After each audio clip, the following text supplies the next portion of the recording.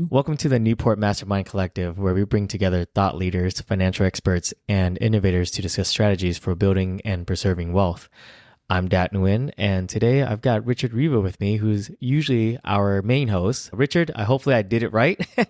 so, uh, Ri- Yeah, Richard, this episode is specifically for real estate agents and, real estate agents predominantly in Orange County. And honestly, any agent who ever sat across from a property owner and heard one specific sentence, and what's that sentence that you and I talk about? yeah. Thank you, Dad. The most common theme that we constantly hear is, I'd love to sell, but the taxes will kill me. That's it, right? I mean, I hear that all the time in my practice for sure. So if you're an agent listening to this, you've heard that too. And most of the time, the conversation ends right there. The listing never happens, or the prospect would then wait another year, right? So today we're going to give you a tool to change that. We're talking about the Deferred Sales Trust, not just what it is, but how it directly helps and grow your listing pipeline. Richard, before we get into it, quick disclaimer, neither of us are CPAs or tax attorneys. Everything we discuss today is for educational purposes only. We're sharing general knowledge to help agents have smarter conversations with their clients.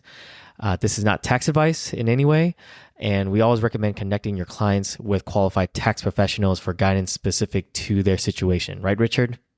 Yeah, absolutely. Our goal today is to make them aware of the strategy. Most agents don't know that it exists or not implementing. So you could be the one who brings something of a new concept or additional value to the table for your clients. So, Richard, let's set the foundation here. A lot of agents understand capital gains at a service level, right? But they don't necessarily know what a deferred sales trust is. So, give us the quick version. What is it and how does it work? Okay, so the Deferred Sales Trust is actually a registered name of an installment trust strategy. So the DST, sponsored or created by the EPT group, which is a planning group, created what they would call or do call the Deferred Sales Trust. It's an installment trust, it's a tax deferral strategy built on installment sales under IRC 453. So if you want to learn more about it, obviously, we have a lot of information on our website and we can get you connected to the people that make this happen. But the basic concept in plain terms, instead of the property owner selling directly to the buyer and then getting hit with the full capital gains of that tax at closing, they transfer the property to a third-party trust before the sale. So escrow transfers it to a trust and there is not a constructive receipt. The trust sells the property to the buyer at full market value. The transaction looks completely normal to the buyer, but instead of the seller receiving the lump sum, right, that constructive receipt, the trust holds those proceeds and pays the seller over time and structured notes or however they want to do it, whether they want to reinvest or whatever they want to do. So a lot of flexibility here. And because the seller is receiving payments on the installments, they only recognize the gain at which the payment comes out. And the taxes are spread out over, let's say, 10 years or potentially decades, whatever you want to do, rather than all at once. And while those proceeds sit inside the trust, they can be invested in growing. So, for the agent listening, the property still sells, the buyer still pays full price, the commission still gets paid. The only thing that changes is how the seller receives the money on the back end. Yeah, exactly. This transaction itself is not affected. Your listing, your marketing, the sale, all of that remains, all of that. So, deferred sales trust is a structure on the seller's side that solves their tax problem. And that's the key because that tax problem is exactly what keeps the listing off the market in the first place. So, how does this compare to a 1031 exchange? Because that's probably the only deferral strategy most agents are familiar with, and lenders included. Yeah, I think 1031s are very common, easily used, and often have, great result. So agents should be aware of it, but a 1031 exchange requires the seller to reinvest in a like or what we call like kind real estate transaction, right? Right. Within strict guidelines, 45 days to identify, 180 days to close. The beauty of the installment trust is it is a fail safe to the 1031. It's a backup, right? So a lot of sellers know about 1031s, but they hesitate because the deadlines feel rushed, the Right. market's unpredictable, or they say simply, I don't want to go back into another property. What do you do with a client that says, I'm tired of managing properties? The Right. deferred sales trust is just one of those options, no constraints, no 45-day, no 180-day deadlines, no requirements to reinvest in real estate. Seller can diversify, collect installment of income. So it just lets the capital grow inside of a trust, not exposing that client to a capital gain until they use the money. And for the property owner who doesn't want another rental, another tenant call, or another property to manage, the deferred sales trust is the exit ramp that the 1031 doesn't offer. Right. So any agents that's listening out there, you don't have to find another property for the buyer. I mean, for the seller here. There are other Right. vehicles aside from a 1031. So I just want to make that clear to everyone. So don't freak out when you're like, oh my gosh, I have to find them another property within a given time frame. There's no need to stress about that. There's other vehicles that your seller may or may not know about that might work out for them, Yeah. actually. That's a good point, Dad. And I'll mention also, just imagine if you're the agent and you find a client who is in a 1031 and is struggling, and then you're the savior that comes up and says, well, you don't have to find a property. You could still put this into a trust structure and then make that real estate investment later, Right. right? So you're saving them that whole entire problem. Ex- So just another way, I know we're going to talk about the 6 ways to grow your listings, but you could be the right. savior if you're helping a client out that way. Mhm. Right. So let's get to the meat of this then. So, Richard, you laid out 6 specific ways that Deferred Sales Trust helps agents grow their listing business. Let's go through them one by one and let's keep it practical. What Sure. does this actually look like in the field? Sure. Okay. Well, let's just talk about the first one, basically unlocking stalled listings that have been frozen for years. Hmm. So there are real estate agents that will look for something that has just not moved for a long, long time. Right. Think about the property owner in your market who bought 20 or 30 years ago, and they picked up the property for, pennies, and now it's worth a lot more, right? Right. That appreciation could be massive. The capital gains tax could easily be 6 figures, right? Even with the exclusion, they could be exposed to taxes. So even if they're tired of managing it, even if they're ready to retire, the tax bill just feels like a huge wall they just don't want to deal with. They're not Right. going to list because in their mind, selling means losing a third of their equity. When you can tell a property owner that there's a legitimate, structured way to sell without writing a 6-figure check to the IRS at closing, you change the math for them. Right. Properties that have been sitting off market for decades suddenly become listable. Right. And I'll add this from the lending side. I come across these owners all the time.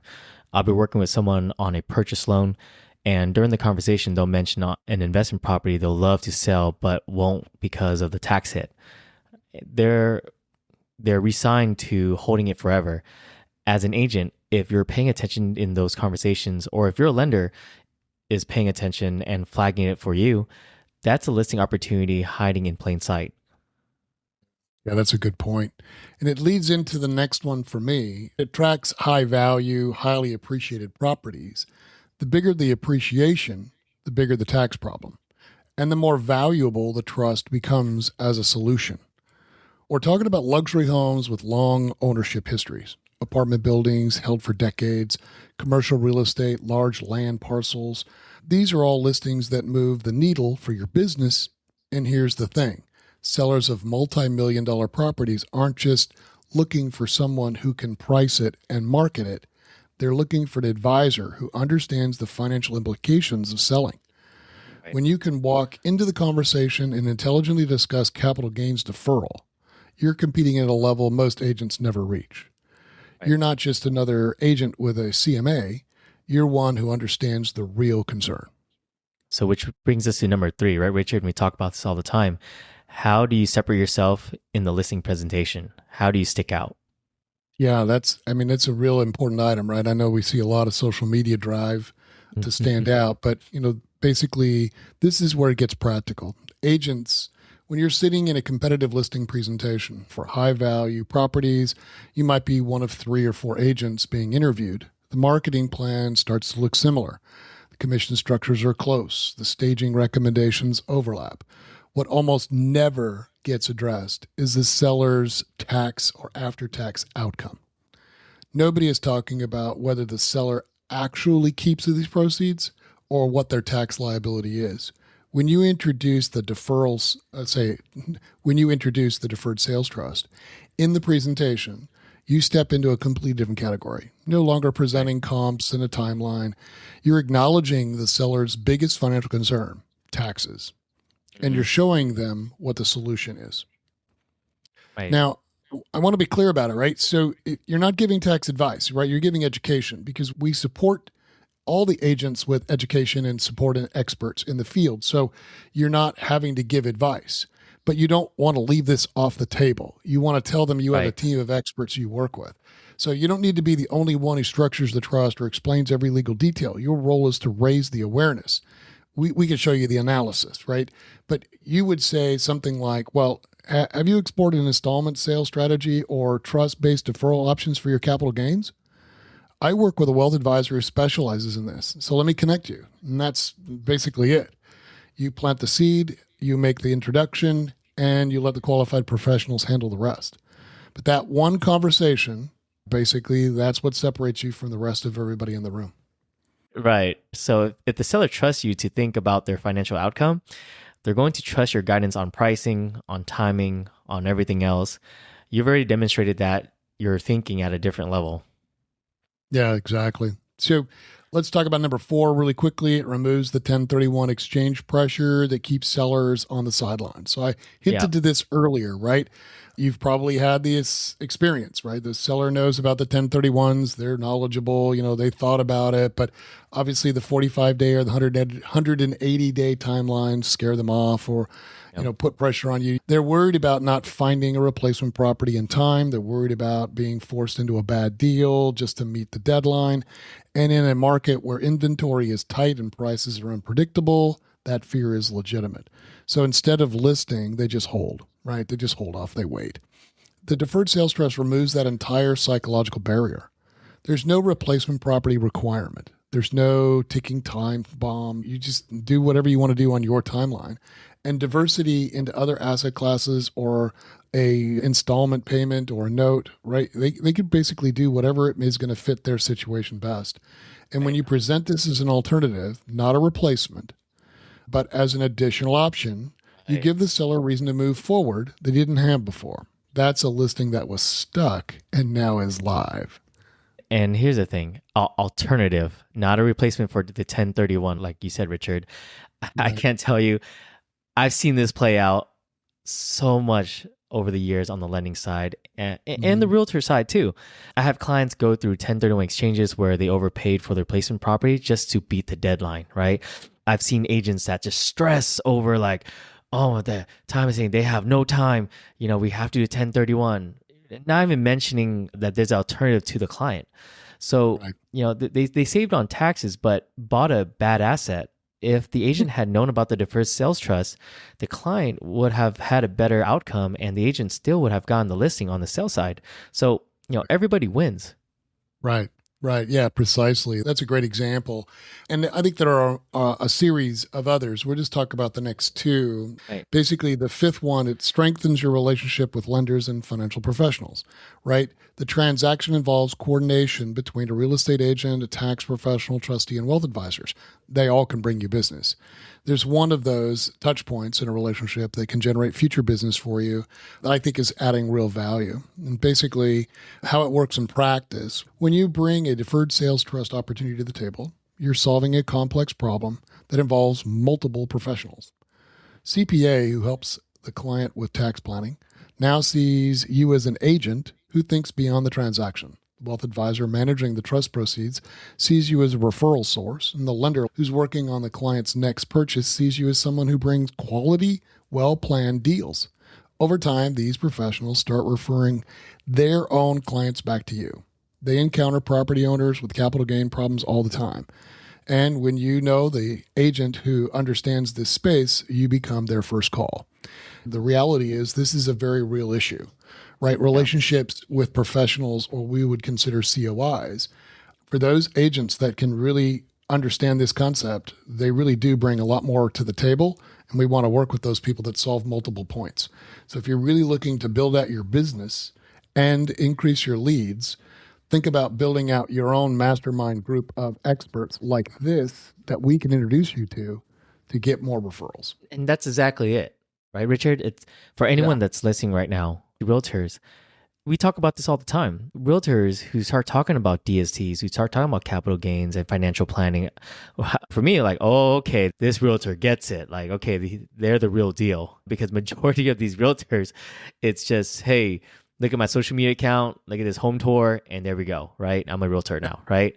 So this right here makes you memorable and makes people like Richard, myself, Greg, any financial professional want to work with you, and you're the first person they think about. So great point, Richard.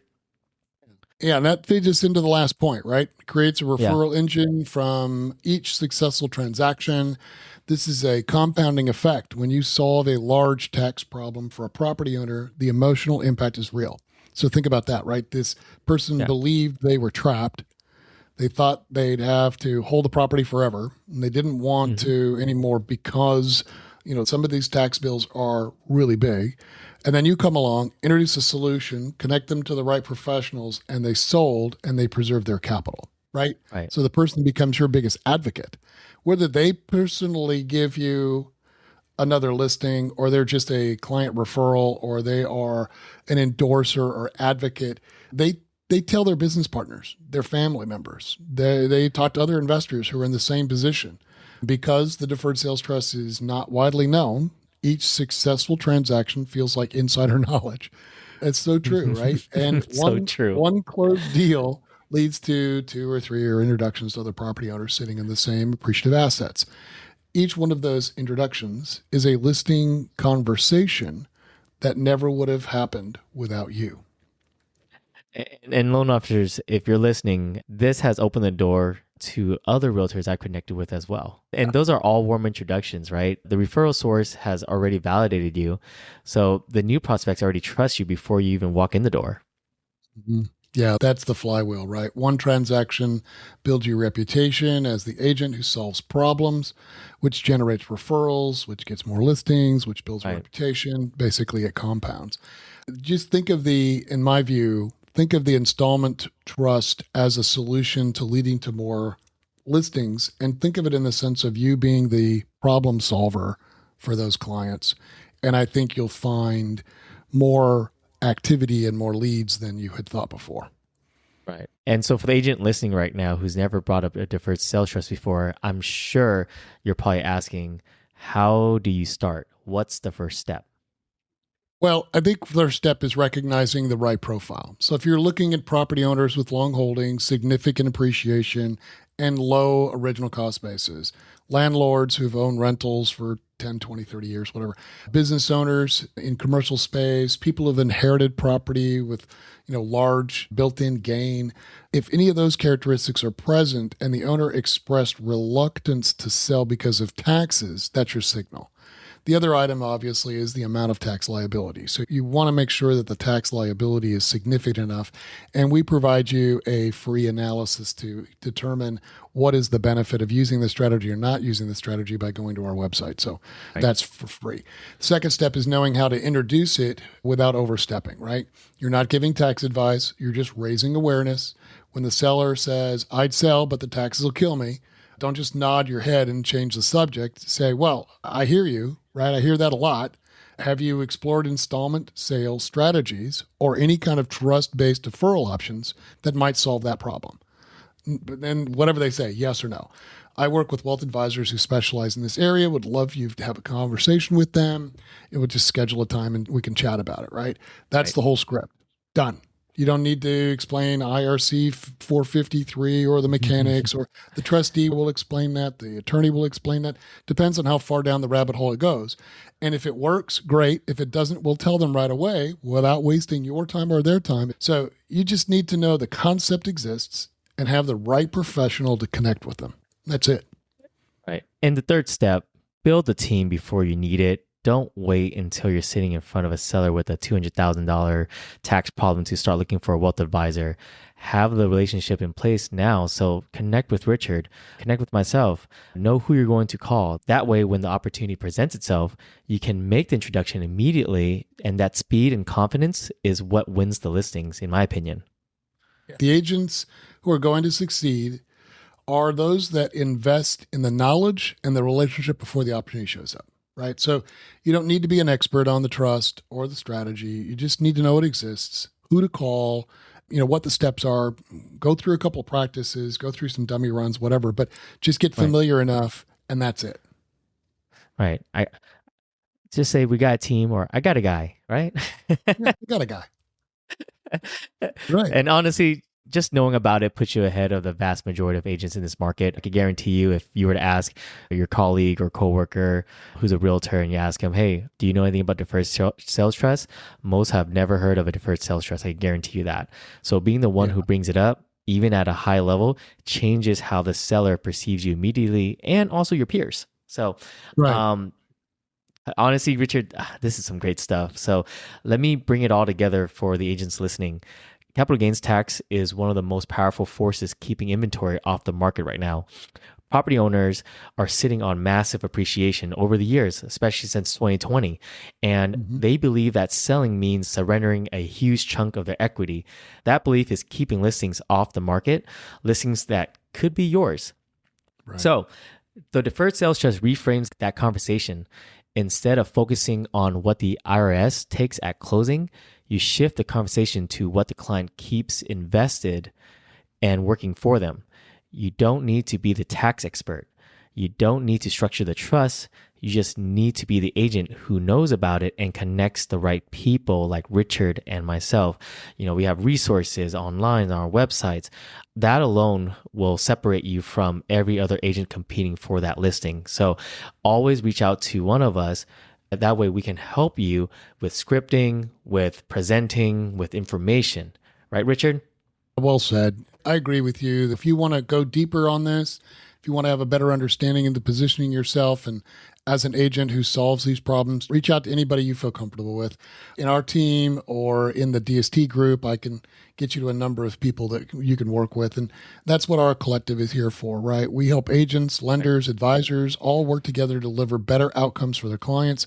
And the Deferred Sales Trust is just one of those tools in the toolbox. It's a powerful one, but it's just one of many.